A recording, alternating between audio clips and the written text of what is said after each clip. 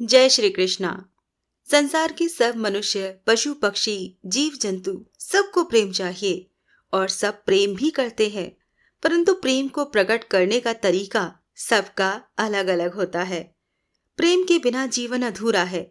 इसीलिए मनुष्य को ही नहीं, भगवान को भी जब भी अवसर मिलता है तो वो प्रेम की मिठास लेने से नहीं चूकते।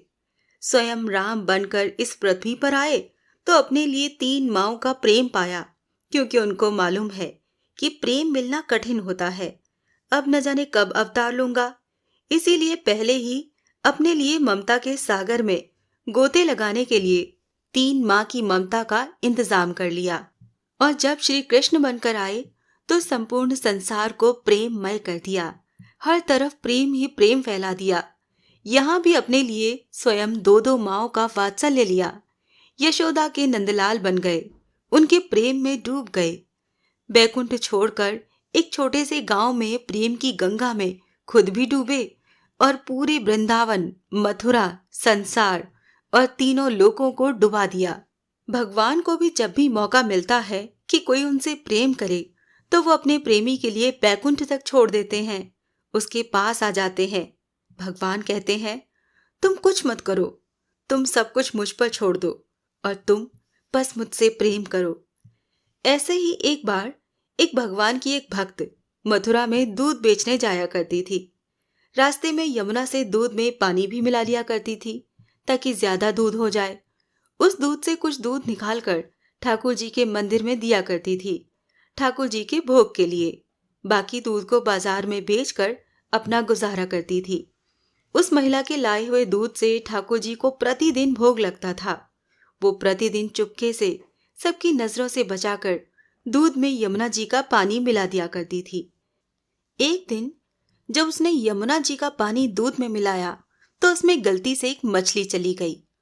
दूध ठाकुर जी के मंदिर में दिया गया। अब उस दूध से ठाकुर जी का भोग लगने ही वाला था। तभी गोस्वामी जी ने देखा कि ये क्या, दूध में मछली। लो, हो गया सारा भोग खंडित, सारे पकवान बेकार। गोस्वामी जी का क्रोध बढ़ गया। भगवान के दूध में मछली! वो दूध वाली स्त्री दूध में पानी मिलाती है, पानी मिले हुए दूध से प्रतिदिन ठाकुर जी को भोग लगता है। हे भगवान, ये क्या अनर्थ हो गया। दूध में पानी मिलाती है, वो भी गंदा पानी। मछली आ गई वहां से।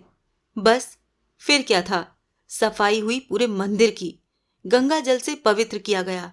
स्त्री को मंदिर में प्रवेश नहीं करने दिया गया। गोस्वामी जी ने कहा, आज के बाद से तेरा दूध बंद। तू ठाकुर जी को पानी मिला हुआ दूध देती थी, मछली थी दूध में, ऐसा दूध देती थी कि आज के बाद मंदिर के आसपास दिख मत जाना। अब वो महिला तो रोने लगी।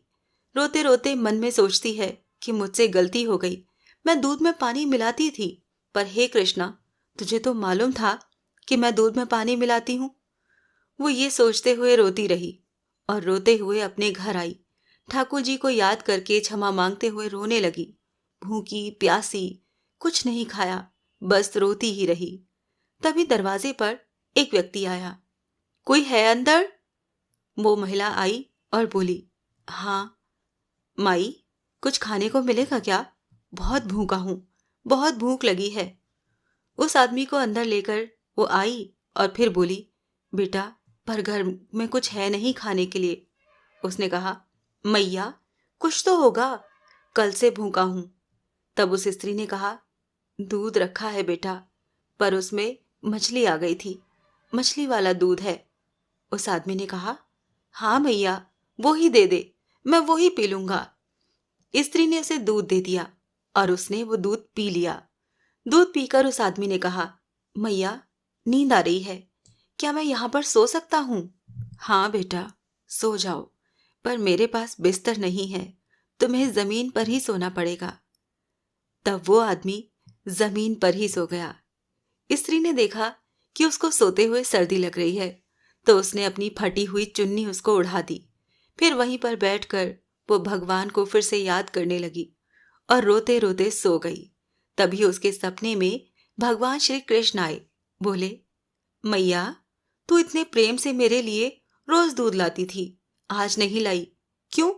देख, दूध पीने के लिए मैं खुद ही तेरे घर पर आ गया। तब एकदम से उस औरत की आंखें खुल गईं और उसने देखा कि वो आदमी जो सो रहा था वो तो वहां था ही नहीं। भगवान वहां से चले गए थे और अपना पीताम्बर छोड़ गए थे। स्त्री तो खुशी से पागल हो गई, भागती भागती मंदिर में गई।